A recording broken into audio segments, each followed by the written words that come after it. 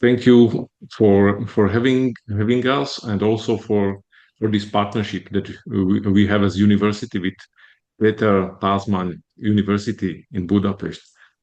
Uh, I'm actually from Slovakia, not so far away from Hungary, and I'm here in the Salesian University, specializing in education, especially in Salesian style of education. And we have some experiments running and seeing AI not only as a threat or a question or a stimulus, but also as an assistant in learning and teaching and relationship processes. So I think it's we have to insert this phenomenon of AI as a technological revolution. It's by Father Paolo Benanti. He called the technological revolution of the telescope and microscope in the 17th century as a change of paradigm, as a change of vision and perspective. And AI and all the big data informational systems, he called them microscope. So it's a different way of seeing and enabling human beings to see extreme complexity, also of social relationships or of language systems. And we can see patterns and structures where before we couldn't see anything, or it was meant to be learned and taught in a different way. So AI would be that macroscope, and with which we can understand partially, with some risk, of course, the extremely complex phenomena. And also, it's a part of the communication revolution of our age, when the oral communication and the written one are integrated together with the digital dynamics of communication.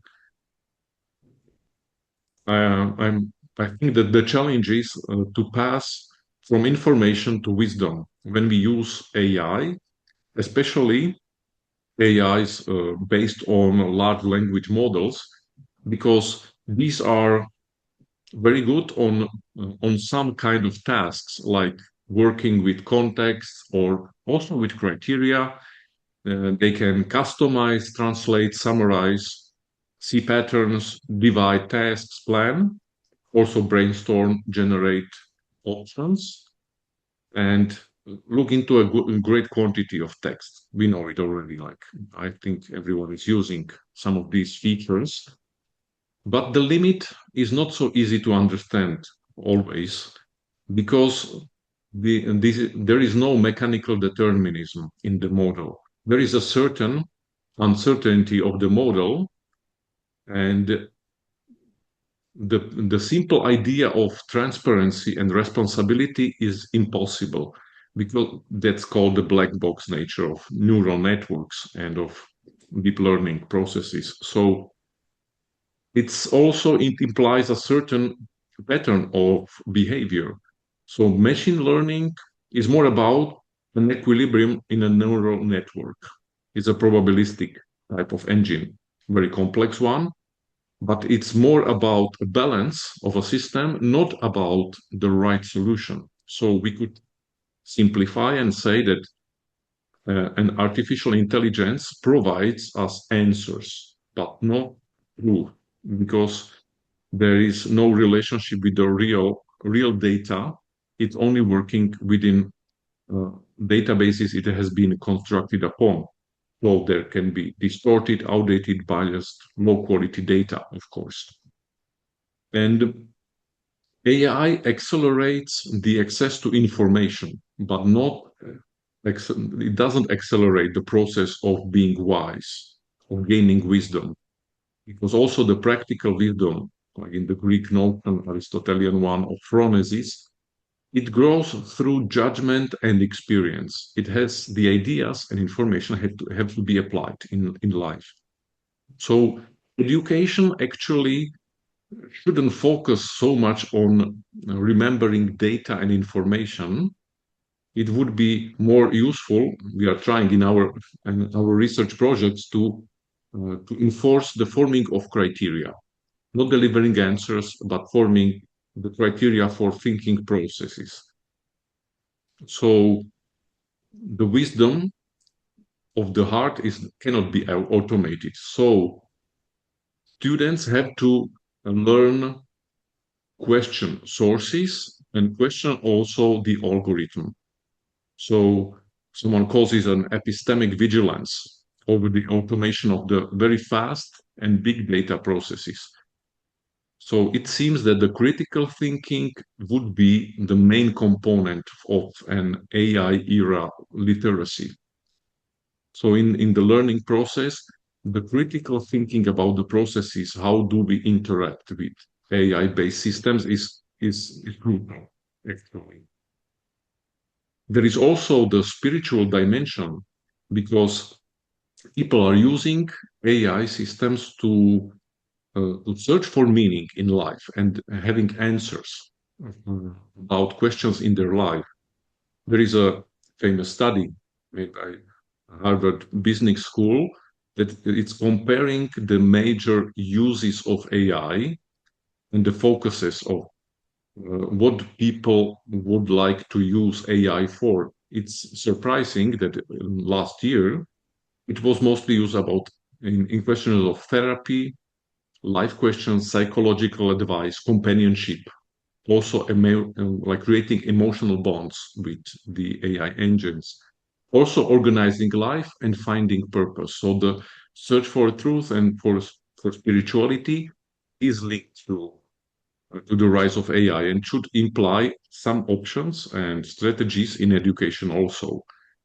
So it's symptomatic that young people, especially, they have a big issue speaking with adults about life issues, but they don't hesitate to ask uh, algorithms. But AI lacks interiority and responsibility. It provides some information, but in the end, it cannot guide us through the spiritual formation that needs silence and time. We need also uh, orientation, not only options in our life. AI can offer us different scenarios, but it doesn't take the responsibility for taking one road or the other. And also the process of discernment, of having criteria and to select options in our life cannot be accelerated. It needs interiorization, knowing of oneself.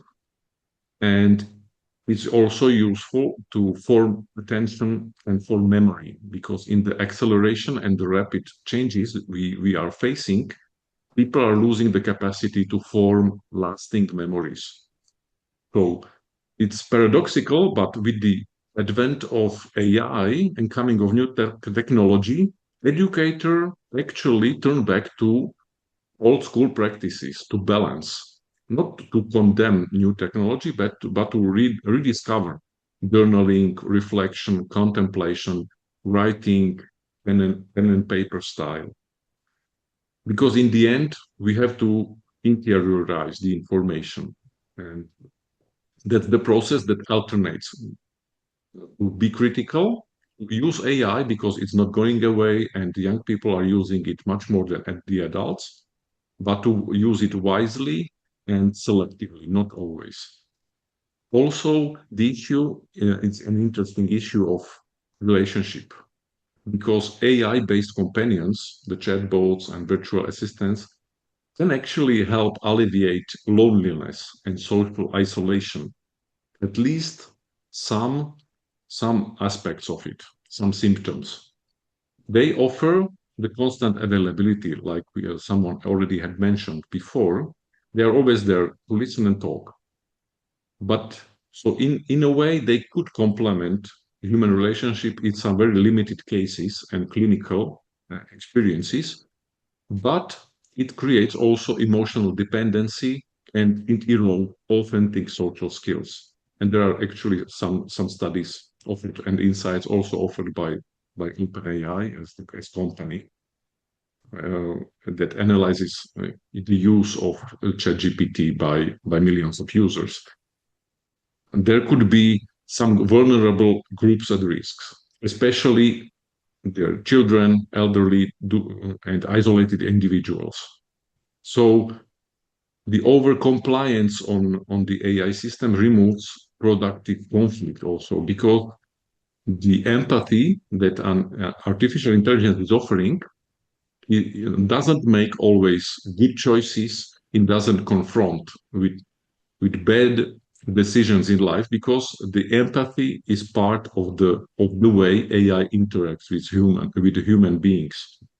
So I would like to share some insights on our project that we were doing in different with more than 1,500 teachers and 20,000 students around Italy.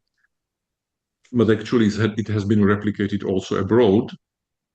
And the idea is, let's use AI first as an assistant to the teacher. We don't give access to AI to our students in school, but we try to enhance the teaching experience and the teaching methodology by designing our own, like, didactical and teaching assistants that have the information about the teaching style, about interactive methods. And it also implies the formation of all the teachers, not only in the technological part. So it refers to the TPAC, like reference system and theory.